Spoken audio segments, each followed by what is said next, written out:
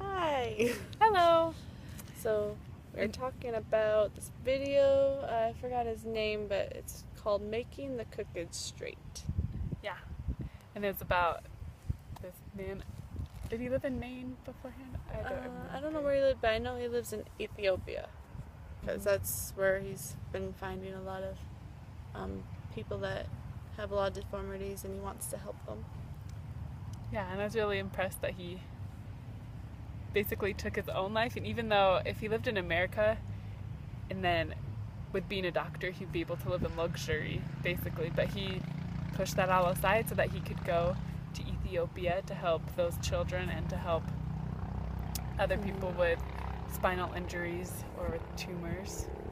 Basically gave up his personal life or a successful career where he could be making way more money, but instead he went to a poor country and just making enough money just to help other people, just not even spending his money on himself, but just spending money on kids or anybody that needs Or buying medicine. Or buying medicine so people can get their medical attention.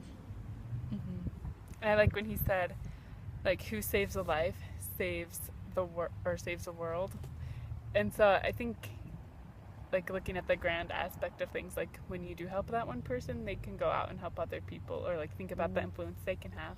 Oh yeah, he wanted that for people to learn too, to help others because they've been helped. Yeah. I had a thought and I lost it.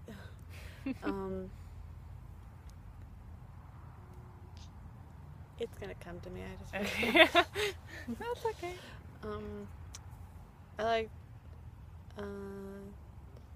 liked how he adopted 18 plus children, especially for a guy that lives on his own.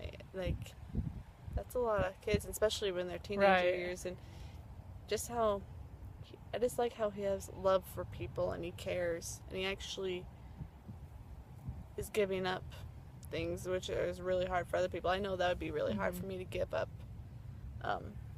so much of my life, but when it comes down to it,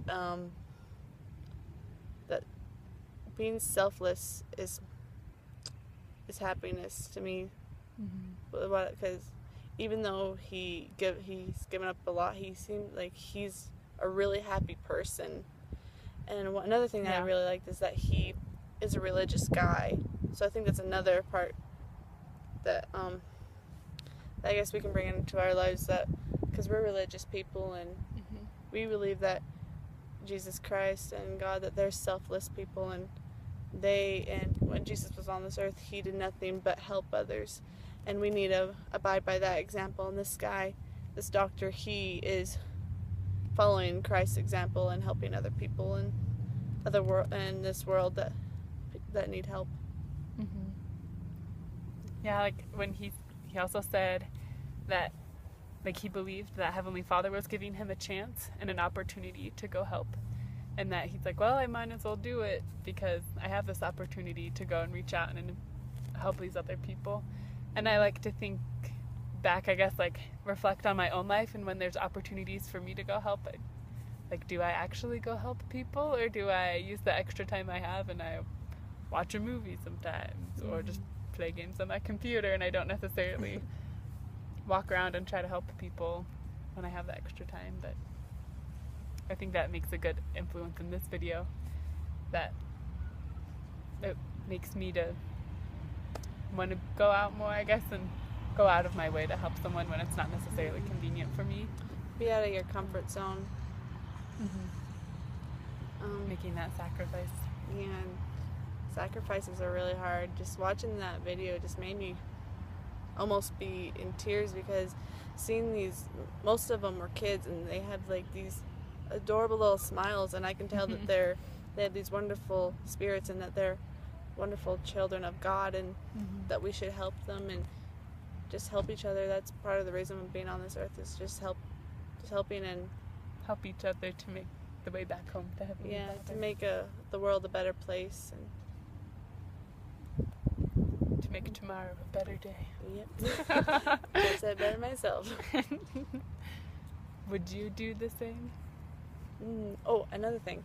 I liked how he said that there was a 16-year-old Canadian that went and Oh, built yeah. a school, Oh, yeah. a bigger school, and like a place, instead of like a little small place where or a dozen people were going, made a building where there was 2 rooms where like 50 kids could go to. So I liked how he showed an example that there's younger kids today that can make a difference. So if a 16-year-old can make Yeah. a difference, then why can't we college students make a difference?